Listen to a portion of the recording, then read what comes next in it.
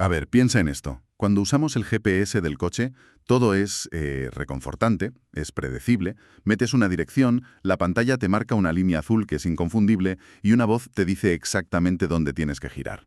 Ya es lo seguro, es ir sobre ruedas, literalmente. Exacto, es seguro. Pero, ¿qué pasa cuando decides de repente arrancar ese GPS, tirarlo por la ventanilla, quemar todo tu dinero y caminar completamente a ciegas hacia, bueno, hacia uno de los entornos más hostiles y letales de todo el planeta? Pues que es la definición gráfica de navegar por aguas oscuras. O sea, es renunciar al control para, para abrazar el caos absoluto. No hay otra forma de verlo. Y exactamente ese caos es a donde nos dirigimos hoy. Hacemos una inmersión profunda en una historia fascinante.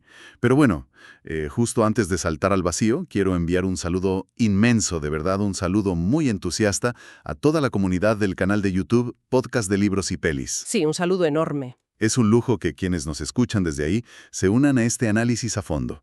Porque hoy ponemos bajo el microscopio la película de 2007 Hacia Rutas Salvajes. O Into the Wild, claro, la de Sean Penn. Eso es, dirigida por Sean Penn. Y por supuesto, vamos a desgranar la asombrosa historia real en la que se basa, que es la de Christopher McCandless. Un chaval que a principios de los 90 decidió que el sueño americano era una especie de trampa mortal y lo dejó absolutamente todo para perderse en la naturaleza salvaje de Alaska. Madre mía. Pero a ver, no nos vamos a quedar en la simple cronología de un viaje de mochilero, ¿eh? Queremos destripar los engranajes de esta historia. Eso es. La misión de hoy es entender el mecanismo psicológico que te lleva a tomar una decisión así. O sea, qué tipo de ideas le empujaron a hacerlo. Y sobre todo, por qué casi 2 décadas después de que saliera la peli, este chico sigue dividiendo a la audiencia en dos bandos totalmente irreconciliables. Totalmente. Porque para unos es el héroe espiritual definitivo, pero para otros, bueno, para otros es un insensato que jugó con fuego y se acabó quemando. Y no podemos olvidar el legado físico, ¿eh? El impacto que dejó en el mundo real, que tiene una dosis de ironía, la verdad, verdaderamente trágica. Sí, una ironía muy negra. Pero vale, para llegar a ese legado, primero tenemos que entender de dónde huye. Nos situamos en mayo de 1990. Christopher McCandless se gradúa con honores en la Universidad de Emory. Familia acomodada, unas notas brillantes, un futuro envidiable. Lo tenía todo. Lo tenía todo, exacto. Pero hay una bomba de relojería en su propia casa. Resulta que descubre que la vida perfecta de sus padres es en gran medida una farsa. Ujú. Descubre que tanto él como su hermana Karine nacieron fuera del matrimonio. Son producto de una doble vida de su padre. Y fíjate que este detalle no es menor, ¿eh? O sea, no es el típico cabreo adolescente de me enfado y no respiro. No, para nada. Para alguien con una brújula moral tan rígida como la de McCandless, descubrir esa hipocresía fundacional en su familia rompe algo dentro de él. Claro. Es el detonante psicológico. Siente que todo lo que le rodea, desde el estatus social hasta el dinero de su familia, está manchado por esa mentira. Vale, vamos a analizar esto, porque su reacción es radical a más no poder. Coge todos sus ahorros, miles de dólares que estaban destinados a la escuela de leyes. Una pasta. Una pasta increíble. Y los dona del tirón a Oxfam. Rompe sus tarjetas de crédito, corta sus documentos de identidad. Se sube a su coche, un modesto Datsun 210. Ujú. Y tras verse atrapado en una inundación repentina cerca del lago Mead, en lugar de pedir ayuda, que es lo que haría cualquiera, Claro, ¿llamas a la grúa? pues no. Le quita las matrículas, lo abandona allí mismo y empieza a caminar. Adopta el nombre de Alexander Supertramp. Y a partir de ahí es como, a mí me gusta verlo como hacer un reseteo de fábrica extremo en la vida moderna. Es que la analogía del reseteo de fábrica es perfecta para visualizar esto. Piensa en un teléfono móvil. Si lo reseteas de fábrica, borras todas las aplicaciones, ¿no? Exacto, todo limpio. Pues él borró sus aplicaciones sociales. Fuera el número de la seguridad social, fuera la cuenta bancaria, fuera la comunicación con su familia, Todo borrado. todo. El problema de hacer eso es que, claro, sin esas herramientas, intentas funcionar puramente con tu hardware biológico. Ya. Y el hardware de un chaval criado en los suburbios, por muy en forma que esté, no está diseñado para soportar los inviernos de Alaska. Ni de broma. Exacto. Pero bueno, esa radicalidad absoluta es justo lo que fascinó al director Sean Penn. Imagínate el nivel de obsesión, ¿eh? Penn leyó sobre esta historia y esperó pacientemente 10 años. Madre mía, 10 años. 10 años enteros intentando ganar la confianza y la aprobación de la familia McCandless, antes de siquiera empezar a rodar la película. No quería hacer una versión de Hollywood descafeinada. ¿Quería la verdad? Quería la verdad, necesitaba que la familia entendiera que iba a retratar la crudeza real de lo que pasó. Y vaya si fue crudo. O sea, el rodaje de Hacia Rutas Salvajes fue extenuante. Firmaron en 36 localizaciones diferentes. Una locura de logística. Sí, cruzando Estados Unidos y México para calcar exactamente la ruta real. Pero lo que más impresiona, al menos a mí, es lo de Emil Hirsch, el actor principal. ¡Guau! El cambio físico. Perdió unos 18 kilos para rodar las etapas finales del viaje. Y a ver, yo como espectador estoy seguro de que no fue solo por ganar premios o por el típico método de actuación extremo de me meto en el papel. No, en este caso, la pérdida de peso era una exigencia narrativa innegociable. O sea, si vas a contar una historia sobre cómo la naturaleza te devora literalmente, el sufrimiento físico no se puede fingir con maquillaje. Tienes que verlo en la pantalla. El público tenía que ver cómo se consumía ese cuerpo. Y aquí la dirección de fotografía de Eric Gautier juega un papel crucial. Totalmente. Porque retrata el paisaje con una dualidad brutal. Primero te muestra esa majestuosidad abrumadora de las montañas, los cielos abiertos, preciosos. Que te dan ganas de irte allí mañana. Claro, pero rápidamente esa belleza se vuelve terrorífica. La naturaleza en esta película no es un fondo de pantalla bonito, es el antagonista. Ya. Un antagonista que es ciego y sordo a las súplicas del protagonista. Y eso se nota en cada plano. Aunque, fíjate, hay un detalle logístico muy curioso sobre el rodaje. El famoso escenario final, el autobús abandonado donde pasa sus últimos días, no se grabó en el lugar exacto en Alaska. ¿Es verdad? Tuvieron que construir una réplica y rodar en un pueblo llamado Cantwell a unos 80 kilómetros de distancia. Lo cual, si te paras a pensarlo, tiene todo el sentido del mundo. El lugar auténtico en la ruta Stampede era tan remoto y cruzar esos ríos era tan sumamente peligroso que llevar allí a un equipo de filmación entero era una negligencia. O sea, era literalmente demasiado salvaje para Hollywood. Total. Pero a ver, nadie se levanta un martes, quema todos sus billetes y decide caminar hacia la muerte sin un motivo muy profundo. No, desde luego. Sabiendo qué hizo, la gran pregunta ahora es ¿qué combustible ideológico tenía en la cabeza para que esto le pareciera una buena idea? Porque en la peli vemos constantemente que lleva una mochila cargada hasta arriba de libros. Y ojo, que no eran lecturas ligeras para pasar el rato en el tren. No era una novelita. Que va, McCandless llevaba una dieta filosófica muy específica. Principalmente estaba devorando a Henry David Thoreau, especialmente su libro Walden. Ah, claro, el clásico. Thoreau predicaba la desobediencia civil y defendía la idea de, y cito textualmente, ir a los bosques para vivir deliberadamente, para enfrentarse solo a los hechos esenciales de la vida y ver si podía aprender lo que la naturaleza tenía que enseñar. Para no descubrir, a la hora de la muerte, que no había vivido. Exacto. Es una idea súper romántica, la verdad, y a eso le suma a Jack London empapándose de la llamada de la selva que glorifica todo ese instinto primitivo. Y, por supuesto, León Tolstoy. Sí. Que en su etapa final predicaba la renuncia absoluta a la riqueza y a los privilegios materiales, porque decía que corrompían el alma. Y si conectamos esto con un panorama más amplio, si rascas un poco más allá de estos tres, encuentras una sombra gigante de Nietzsche. Ostras, Nietzsche. Palabras mayores. Sí, esa obsesión nietzscheana por buscar una verdad propia y, metafóricamente hablando, tener que matar a los ídolos para alcanzar el potencial de uno mismo. Ya. Para McCandless, esos ídolos que había que derribar eran la sociedad capitalista, el consumismo y, de forma muy directa, la figura de sus padres. Claro, que en la película, por cierto, están interpretados de forma magistral por William Hurt y Marcia Gay Harden. Espectaculares los dos. Pues eso, él necesitaba destruir todo lo que ellos representaban para poder sentirse libre. Pero fíjate que aquí hay un choque filosófico enorme. Por un lado, él abraza el mito del buen salvaje, la idea de Rousseau. Totalmente. Para quienes no tengan muy fresco a Rousseau en casa. Que seremos muchos, la verdad. Sí, normal. Básicamente defendía que la naturaleza es benévola y que el ser humano es bueno por naturaleza. Ya. Pero es la civilización y la sociedad lo que nos corrompe. Claro. Y McCandless creía firmemente que al quitarse las capas de la sociedad iba a encontrar una pureza mágica y súper acogedora en los bosques de Alaska. Pero claro, luego llega allí y se da de bruces con la realidad, Una realidad que se parece muchísimo más a lo que decía Arthur Schopenhauer. Justo. Schopenhauer te diría, mira, olvida a Rousseau. Olvídate del buen salvaje. Moral es una fuerza de voluntad irracional a la que le importas absolutamente un rábano. Sí, le das igual. La naturaleza no es un osito de peluche que te está esperando para darte un abrazo. Es frío extremo, son osos hambrientos. Son ríos que te ahogan. Es una trituradora que no está diseñada para que el humano moderno sobreviva. Y justo aquí es donde quiero lanzar una pequeña puya a la pureza ideológica de Alexander Supertramp. A ver, dispara. Porque si su gran objetivo era escapar de la tóxica civilización moderna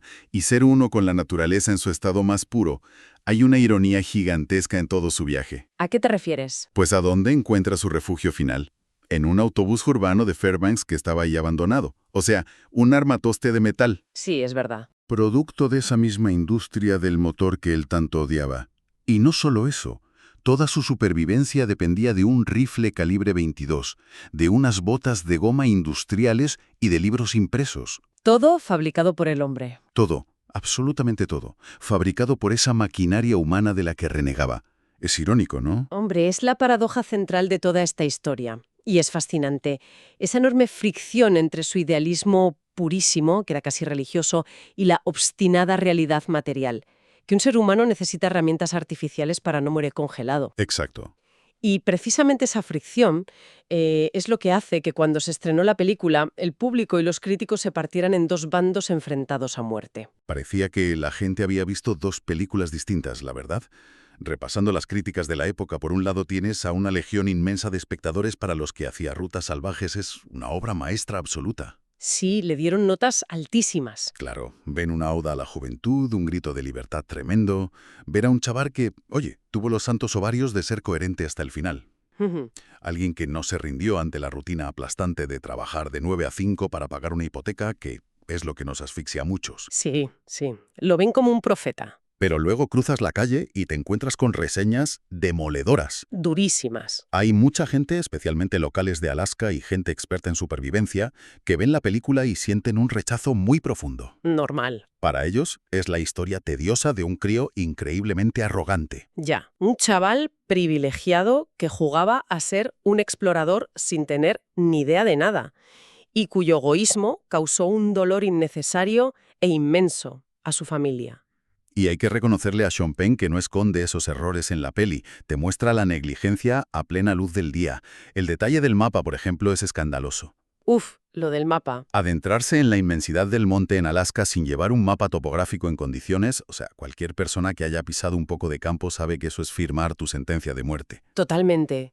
Y luego está la escena del alce. Madre mía, la escena del alce. Para mí es el punto de inflexión. Es donde él mismo se da cuenta de su propia ignorancia. Es que caza un ejemplar inmenso y piensa, ¡hala, ya tengo comida para meses! Claro, pero es que apretar el gatillo es solo el 5% de la supervivencia. ¿Qué haces tú con cientos de kilos de carne en medio de la nada? Pues no puedes meterla en la nevera, desde luego. Exacto. Para conservarla sin neveras tienes que ahumarla. Y eso requiere un conocimiento muy, muy técnico. Tienes que cortar capas finas, hacer el tipo de fuego correcto, saber exactamente cuánto humo aplicar para que no se pudra. Y él no tenía ni la más remota idea. Ninguna. Se improvisa un ahumadero supercutre. Y claro, ¿qué pasa? Que la carne se le llena de moscas, ¡Qué asco! luego de gusanos, y al final es una montaña de podredumbre. Lo pierde todo. Es terrible de ver. Y no es solo perder las calorías, que también. Es el impacto moral que tiene en él. Recuerda que él buscaba una relación pura y respetuosa con la naturaleza. Matar a una criatura tan majestuosa para luego desperdiciarla entera por pura ignorancia. Le destroza. Lo destroza por dentro. Es la bofetada definitiva de Schopenhauer despertándole de ese sueño bonito de Rousseau. Totalmente. Y fíjate que incluso la propia estética de la película genera ese mismo debate de extremos. Por ejemplo, la música. Ah, Eddie Vedder. Claro, el cantante de Pearl Jam compuso la banda sonora y ganó un Globo de Oro por la canción Warranted. Para muchos, esa guitarra acústica y esa voz rasgada son el alma misma de la peli. Son inseparables. Es la voz interior de McCandless. Sí. Pero claro, Para sus detractores, meter tantas canciones de Vedder interrumpía el drama real. Ya, le sacaba de la película. Decían que Sean Penn convertía secuencias que debían ser súper serias y reflexivas en videoclips promocionales de Pearl Jam larguísimos. Bueno, para gustos los colores. Desde luego, lo que sí que nadie puede criticar son las actuaciones secundarias que le dan oxígeno a toda esta historia. Buah, sí. Y quiero detenerme especialmente en Hal Holbrook. Qué maravilla de actor. Este veterano actor se llevó una nominación al Oscar interpretando a Ron Franz, un hombre mayor, viudo, que ha perdido a su familia en un accidente trágico y que se cruza con Chris en el desierto. Esa relación es el corazón emocional de la cinta, de largo. Totalmente de acuerdo.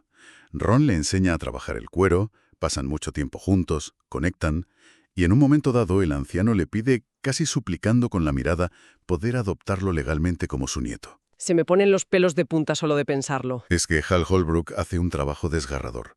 Con una sola expresión te transmite todo el peso del duelo y sobre todo el miedo atroz a morir solo. Sí, sí. Y es en esas interacciones donde ves la gran ironía.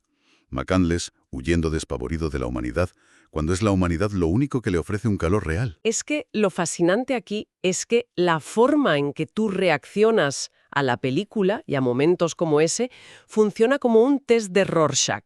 ¡Ostras! ¡Qué buena comparación!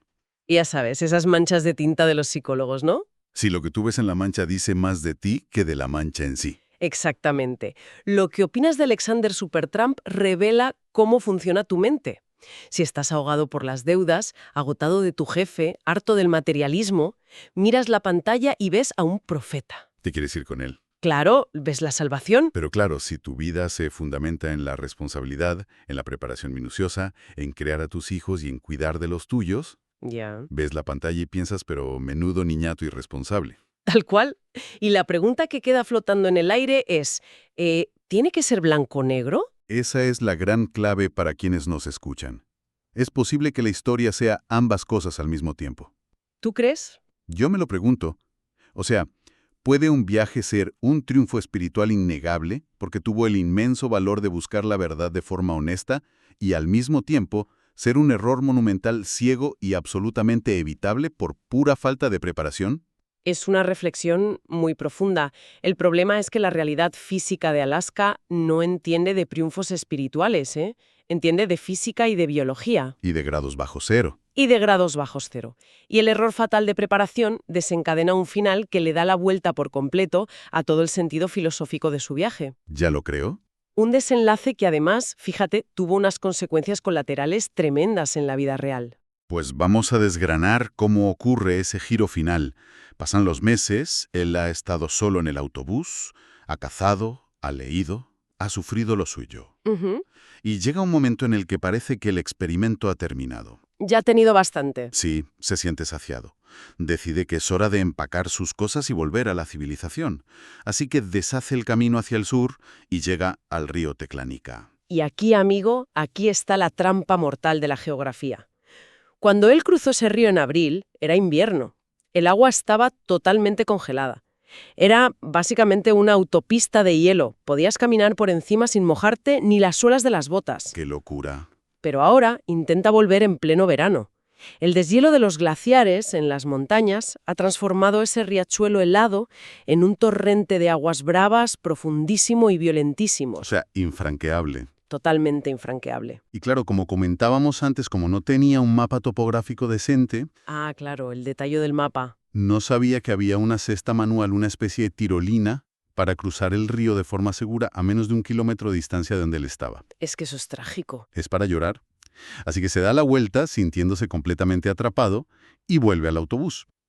Y a partir de ahí el final es agónico. Empieza a morir lentamente de inanición. Ujú. Un proceso que para colmo se acelera brutalmente tras comer unas semillas de patata silvestre que por desgracia estaban cubiertas de un hongo tóxico que le impide digerir la comida. Se envenena, básicamente. Se envenena, sí. Débil, casi paralizado en sus últimos días, escribe una nota al margen del libro de Pasternak, de Dr. Zhivago, que estaba leyendo. Y esa nota, esa epifanía, lo cambia todo. Es que es brutal. Es real cuando se comparte. Madre mía, qué frase. La felicidad solo es real cuando se comparte. Si te paras a pensarlo, echa por tierra, de un plumazo, todo su sistema de creencias anterior. Todo su viaje. Él había apostado todo a la carta del individualismo más radical. ¿Sí? Quería probar que uno podía ser un universo entero en sí mismo, alejado de cualquier contaminación humana. Claro. Pero en el mismo umbral de la muerte, se da de bruces con lo que Aristóteles ya explicaba hace milenios. ¿El qué exactamente? Cuéntanos. Pues mira, Aristóteles decía que el ser humano es un animal político, un ser social por pura naturaleza. Ah, claro, el zoon politikon. Exacto. Argumentaba que cualquiera que pudiera vivir completamente aislado de la sociedad o era una bestia o era un dios. Toma ya. Y McCandless intentó ser un dios de la naturaleza salvaje. Pero al final descubrió que solo era un hombre.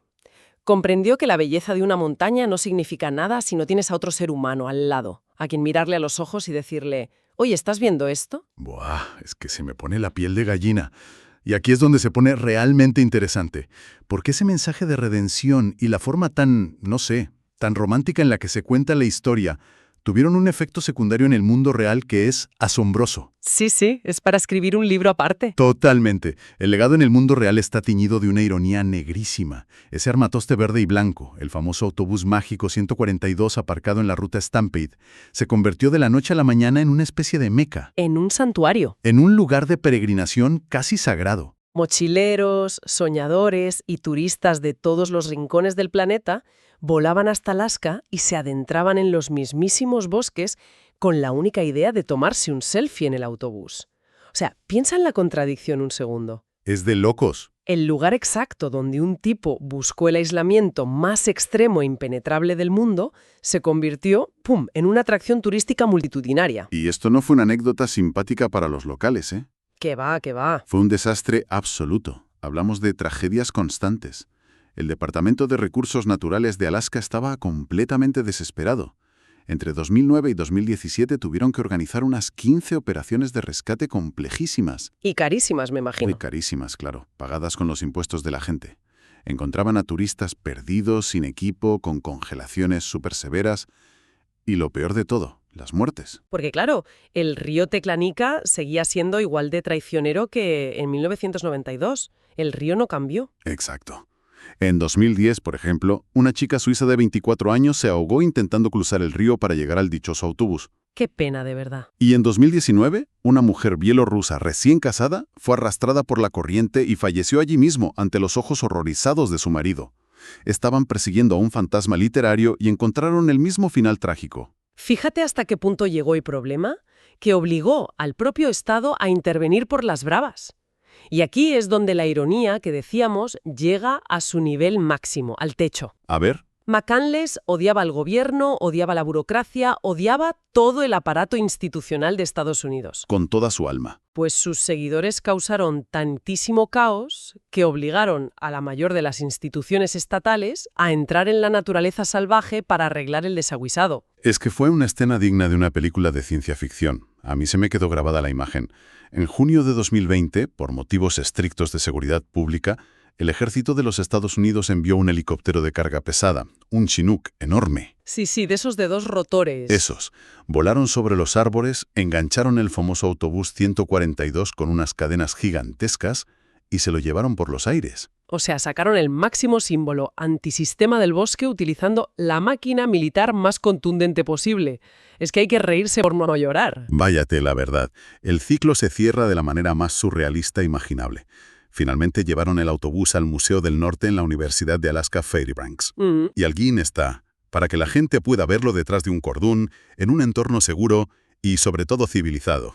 Pues sintetizando toda esta odisea, porque tela marinera, Sí, ha sido un viaje intenso. el viaje desde las comodidades de una familia rica hasta morir congelado en un autobús destartalado, sigue siendo un espejo potentísimo para nosotros hoy en día. Totalmente.